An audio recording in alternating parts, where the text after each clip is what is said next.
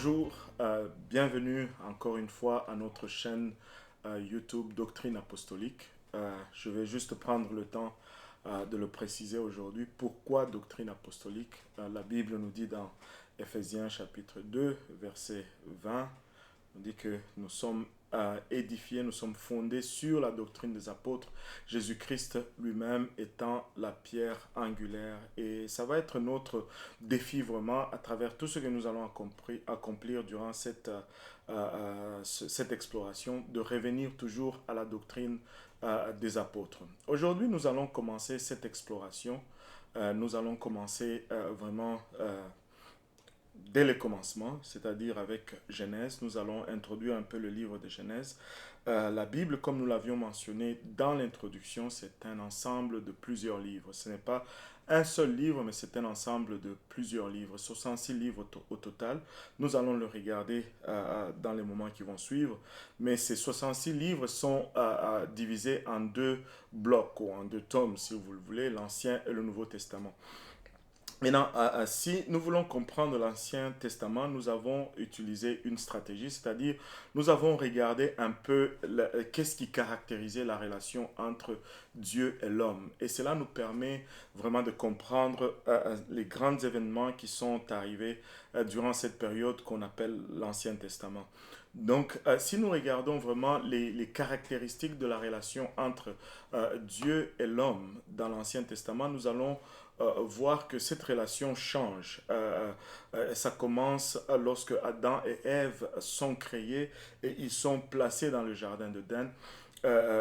Et cette période est caractérisée par l'innocence. Qu'est-ce qu'on veut dire par là? C'est que la relation entre Dieu et l'homme est basée sur l'innocence. L'homme est innocent. Il ne connaît ni le bien ni le mal, pardon.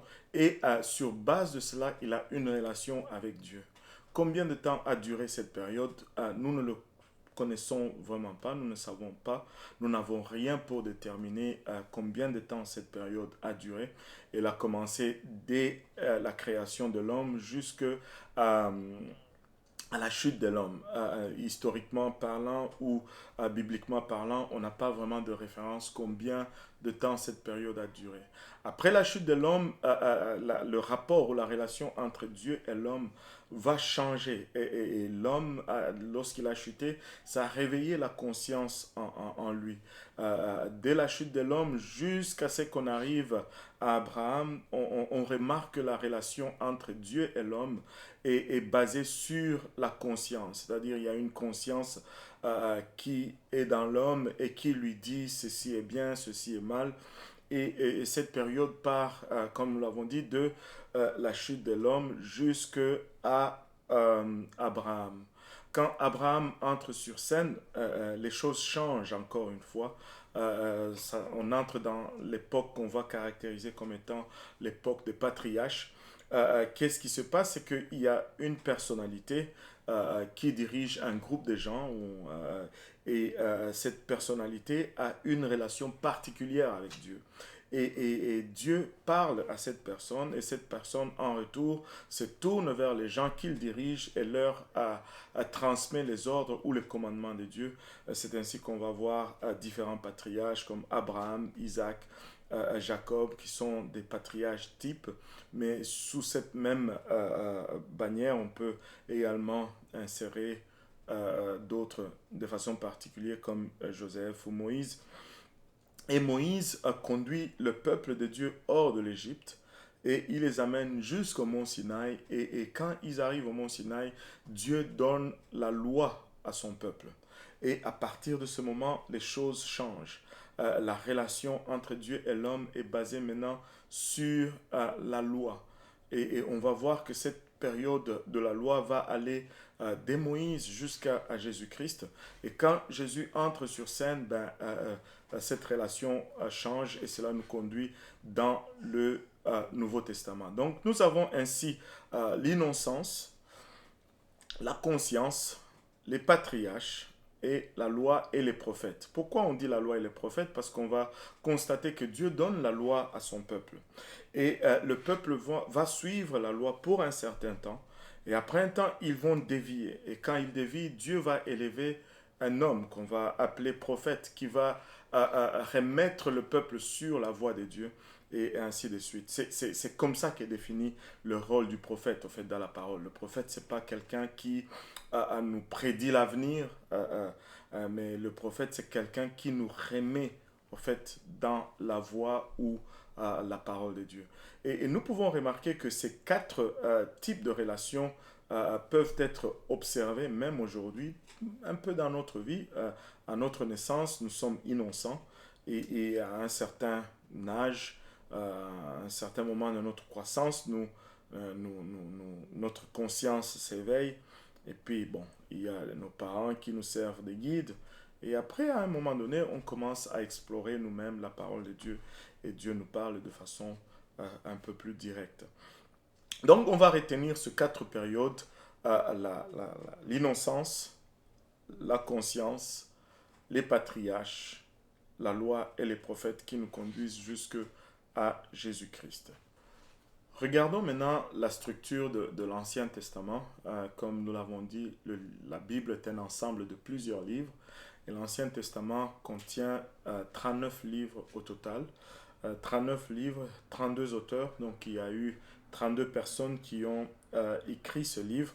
Et on va parler des auteurs un peu plus loin, mais on va dire pour le moment 32 écrivains, 32 qui ont écrit ce livre, ces 39 livres, et le temps d'écriture est de 1500 ans, c'est-à-dire de Moïse qui a écrit le premier livre jusqu'à Malachie qui a écrit le dernier livre. Il y a 1500 ans de temps qui les sépare, mais ce 1500 ans d'écriture nous relate l'histoire de l'humanité qui est étendue sur une période de 3600 années. 3600 années de l'histoire de l'humanité. On a pris 1500 ans pour nous écrire cette histoire et différentes personnalités ont écrit, comme on l'a dit, Moïse jusqu'à Malachie.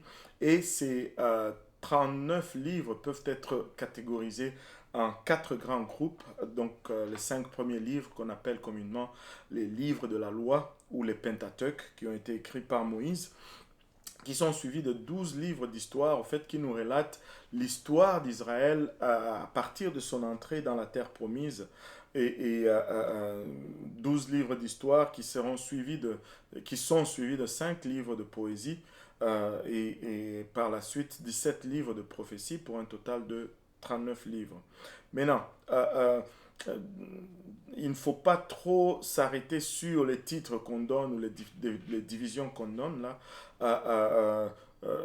Si tu veux adorer Dieu, tu vas lire dans les livres de poésie, mais tu vas trouver un peu des écrits poétiques ou des écrits d'adoration dans les livres prophétiques, tout comme tu peux retrouver un peu de prophétie dans le livre de poésie, mais quand on parle de cela, on s'entend que le but du livre, c'est ça.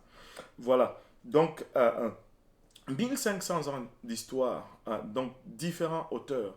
Cela parle encore une fois de la richesse de la Bible. La particularité de la Bible, c'est que c'est un livre qui est littéralement imprégné dans l'histoire de l'humanité. Tu peux aller hors des écrits bibliques et trouver l'emprunt de ce qui est écrit dans la Bible dans l'histoire de l'humanité. Pardon, 1500 ans d'écriture, des gens de différentes sociétés, de différentes instructions, de différents niveaux sociaux, de différentes classes sociales, je devais dire, mais tous ces gens ont écrit. Si on considère seulement le temps, on aurait anticipé avoir un ensemble de livres qui nous relatent des histoires incohérentes. Et si on y ajoute le facteur de la différence entre, dans l'éducation de ces gens, dans leur classe sociale, des rois sur leur trône ont écrit des parties de ce livre. Des esclaves les plus pauvres dans leur société ont également écrit. Des hommes sans instruction ont écrit, mais et également les gens les plus instruits de leur époque ont écrit.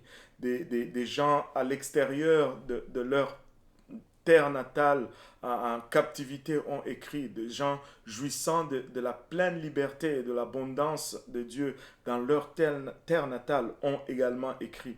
On aurait anticipé une confusion philosophique à émerger de tous ces écrits, mais qu'est-ce qu'on constate? C'est une seule pensée à travers ce livre. Une seule personne y est présentée, c'est Jésus-Christ qui respire sur chaque page. Il est question de lui, il est question de son amour vis-à-vis de nous. C'est un livre extraordinaire. Et ça, c'est le premier indicateur que l'homme n'est pas vraiment l'auteur de ce livre, mais il y a Dieu qui est à la base de l'écriture de ces différents livres. La Bible, c'est vraiment la parole de Dieu. 1500 ans de temps d'écriture, différentes classes sociales, différents niveaux d'instruction, mais une cohérence à la lettre près dans tous les divers livres. Ça ne relève pas d'une coïncidence, c'est la main de Dieu. En fait, la Bible elle-même nous donne ce témoignage dans le livre de 2 Pierre, le premier chapitre, le 21e verset. La Bible nous dit, car ce n'est pas par une volonté d'homme qu'une prophétie a jamais été apportée, mais c'est poussé par le Saint-Esprit que des hommes ont parlé de la part de Dieu. Ce n'est pas que les gens se sont levés un jour avec le désir d'écrire de la part de Dieu, mais c'est des gens qui ont été poussés par le Saint-Esprit, qui ont écrit de la part de Dieu. Certains d'entre eux écrivant des choses qui allaient au-delà de leur compréhension, mais ils ont écrit comme ils étaient inspirés. Mon exemple favori pour ce cas, c'est Pierre. Le jour de la Pentecôte, il se lève et à la question quant à savoir que ferons-nous, hommes frères, que ferons-nous? Pierre répond avec audacité, repentez-vous et que chacun de vous soit baptisé au nom de Jésus-Christ pour le pardon de vos péchés et vous recevrez le don du Saint-Esprit. Et il continue en disant, car la promesse est pour vous, pour vos enfants et pour tous ceux qui sont au loin, en aussi grand nombre que le Seigneur notre Dieu les appellera. Ça, c'est dans le 2e chapitre du livre des Actes. 8 chapitres plus loin, on voit un Pierre hésitant alors qu'il est appelé à aller dans une maison des païens, lui qui déclarait que cette promesse était pour tous ceux qui sont au loin.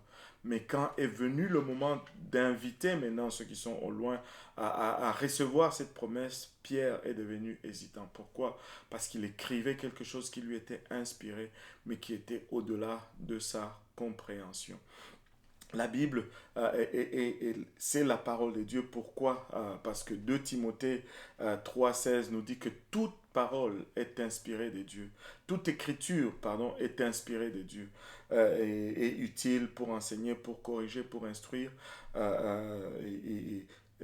La Bible elle-même, elle déclare qu'elle est la parole de Dieu. Quand on regarde d'autre part, c'est un livre exceptionnel dans ce sens que la Bible ne contient aucun fait scientifique tordu qui existait en nombre multiple à l'époque où elle a été écrite. Car l'auteur de la Bible est le créateur de la science. C'est Dieu qui a inspiré ce livre.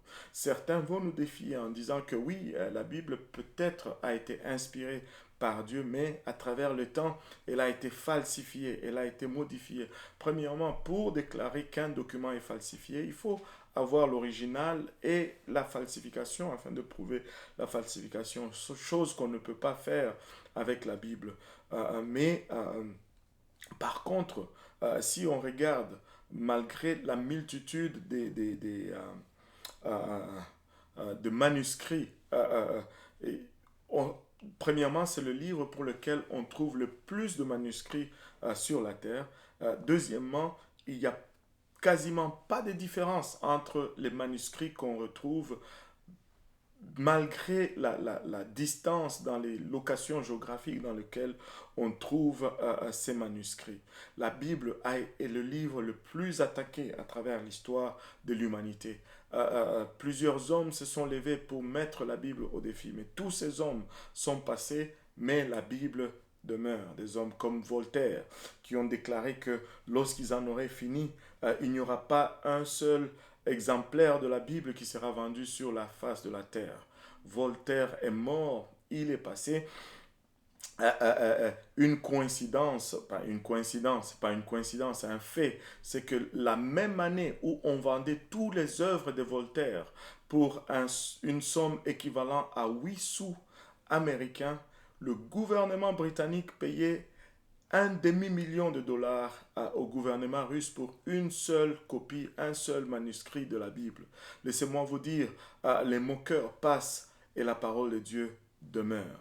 Elle est la parole de Dieu. Dieu nous donne cette promesse dans Psaume 12, 7 à 8, qu'il va préserver cette parole de cette race à jamais. La Bible, c'est la parole de Dieu. Tu peux y faire confiance. Tu peux gager ton avenir sur ces merveilleux ensembles de livres. Tu peux élever tes enfants selon cette parole. Et c'est le seul livre qui traverse le temps comme il l'a fait.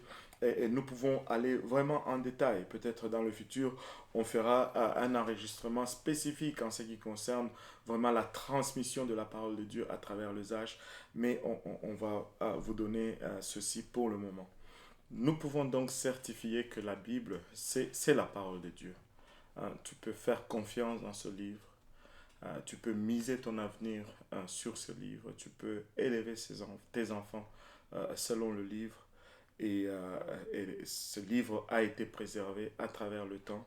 Elle résiste à tout assaut.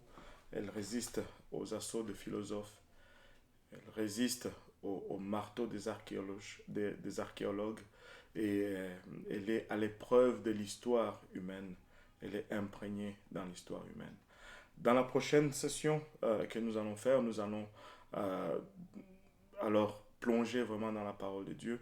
On va commencer là où Dieu a commencé, c'est-à-dire Genèse 1.1, au commencement, Dieu. Merci de nous avoir suivis et que le Seigneur vous bénisse.